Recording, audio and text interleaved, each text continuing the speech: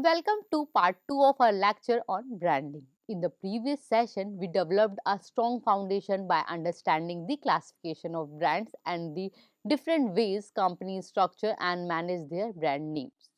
That discussion helps us see what type of brand exists and how ownership and naming decision shapes consumer perception. Now, building on that foundation, we move to an even more strategic question: how do companies use these brands to grow and compete in the market? In this part of the lecture, we will focus on branding strategies, the practical approaches adopted by marketers to expand markets, introduce new products, and strengthen competitive advantage. We will examine 6 important branding strategies, namely line extension, brand licensing, new brands, co-branding, and mixed branding. Each of these strategies shows a different way in which firms leverage existing brand strength or create new brand value. As we progress further, we will also connect these strategies to the broader concept of brand equity, which examines why strong brand commands customers' loyalty, price, premium, and long term profitability. Let us now begin this discussion by understanding branding strategies. Having clarified the type of brands, we must now examine the branding strategies adopted by marketers to grow their business. How do companies use these names to expand? We will look at 6 specific strategies. The first is line extension. Here, an existing brand name is extended to new size, flavor, or forms within the existing product category. A classic example is Coca-Cola.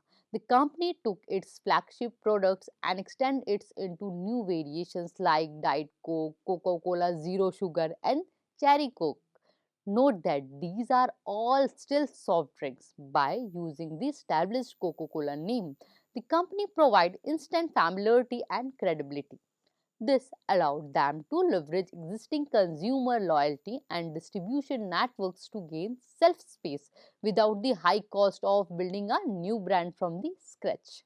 Next, we have brand extension. This is a strategy where an existing brand name is used to promote a new or improved product in a completely different product category.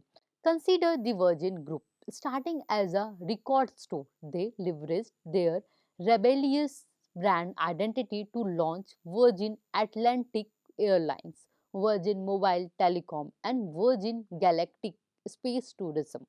Why? This allows for instant recognition in new industries. It carries a significant risk known as brand dilution.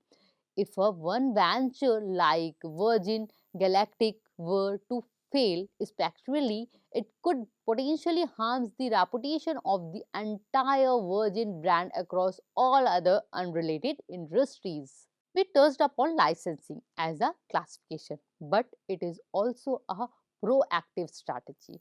Brand licensing involves a legal agreement where a licensing company receives a fee, such as royalty, in return for allowing another company to use its brand mark or trade character.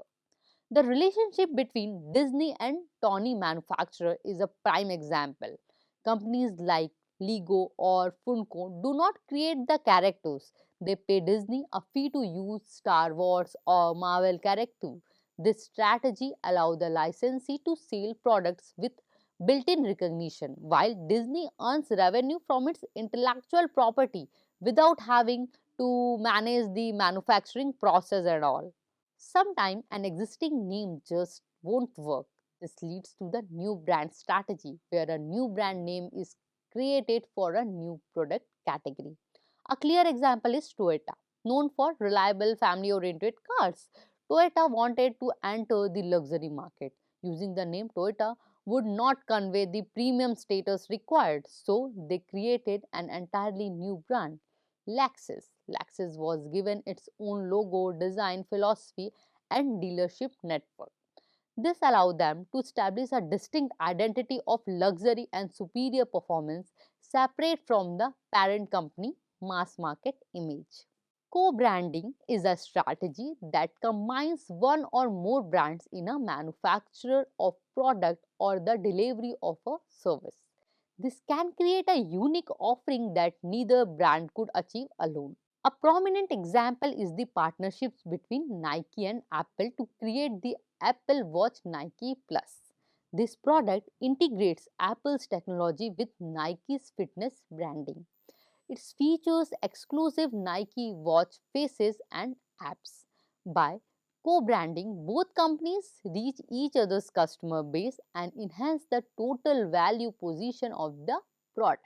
Finally, we have the mixed brand strategy. Here, manufacturer or retailer offer a combination of manufacturer, private distributor, and generic brands. Samsung practice this effectively. They sell their own high-profile manufacturer brands like Galaxy smartphones to capture the premium market. However, Samsung also acts as a manufacturer of other retailer or competitors' brand. For example, they have produced LCD panel for Sony. This approach allows Samsung to maximize its manufacturing capacity and revenue by serving different segments without diluting its own flagship identity. To recap, marketers have a toolkit of strategy. First, line extension. Keep us in the same category. Example, Cherry Coke. Next, brand extension. Take us to new category like Virgin Airlines. Next, licensing. Rent a name for revenue like Disney Toys. Next, new brands. Allow for fresh positioning like Lanxess. Next one is co-branding. Leverage partnership like Nike plus Apple. Then comes mixed branding, maximize production capacity. All these strategies aim to build one thing, that is brand equity. David Aker provides a seminal framework for this. Brand equity serves as the sum total of assets and liabilities linked to a brand, its name and symbol that adds to or subtract from the value provided by a product. In simpler terms, brand equity is the value a firm gains in the form of price premiums, trade leverage, or competitive advantage. These assets can be categorized into five key areas. First one is brand loyalty, second, brand awareness, third, brand association, fourth, perceived quality, and fifth one is other proprietary assets. Let's analyze the first asset, that is brand loyalty. This is the extent to which a brand enjoys customer loyalty. It is crucial to distinguish this from merely habitual buying. True loyalty involves a positive attitude. Based on attitude, we can categorize buyers into five levels. First one is committed buyers. These represents high brand equity. Second, likes the brand. These buyers see clear brand asset.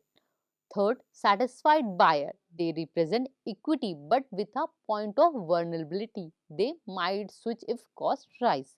And the fourth one is habitual buyer. Here, equity is diffuse. They buy out of habit, not passion. And fifth, brand switchers. They have no loyalty and are price sensitive. The second asset is brand awareness. This is the ability of a potential buyer to recognize or recall that a brand belongs to a certain product category. Can the customer identify the product in a retail store? Can they recall the name when thinking of the category? The third asset is brand association. This is the linkage of brand in customer's mind to a specific usage situation or emotion. For example, the tagline "आज कुछ तूफानी करते हैं" is instantly linked to thumbs up. This creates a strong mental connection. Weak association result in weak positioning. It is vital that customers link different situations positively to the memory of the brand. The fourth asset is perceived quality. This does not just mean the product is good. It means the customer believe it is good. A perception of high quality creates a positive mindset to purchase. It allows the marketer to get greater trade leverage and create interest among channel members. High perceived quality translates directly to greater return on investment. The fifth category includes other proprietary assets. These are legal and relational assets such as patents, trademarks, and strong channel relationships. Developing good relationship with channel members protects the brand and enhance equity. Now let's understand, why do companies strive for high brand equity? The advantages are significant and tangible. Reduced promotional cost. High brand equity brings high consumer awareness. You don't have to spend as much to tell people who you are. Second, bargaining power. High consumer preference forces retailers and distributors to stock your product, giving the company leverage in negotiations. Next, price premium. Due to high perceived quality, companies can charge more than their competitors and gain higher profit margins. Ease of extension. It is much easier to launch new product, that is brand extension, when the existing brand already enjoys high loyalty and credibility. In conclusion, branding is a multidimensional discipline. It ranges from the strategic decision of how to name a product, whether individual or umbrella, to the tactical execution of extension and licensing. Ultimately, every branding effort is an investment in brand equity. By building loyalty, awareness, association, and perceived quality, a firms create an asset that is often more valuable than its factories or inventory. A strong brand is the most suitable competitive advantage a company can possess. With the In conclusion, branding is a multidimensional discipline. It ranges from the strategic decision of how to name a product to the tactical execution of extension and licensing. Ultimately, every branding effort is an investment in brand equity. By building loyalty, awareness, association, and perceived quality, a firm creates an asset that is often more valuable than its factories or inventory. A strong brand is the most suitable competitive advantage a company can possess. In the next video, we will move forward to understand packaging as a marketing tool and its role in influencing consumer buying behavior. See you in the next video.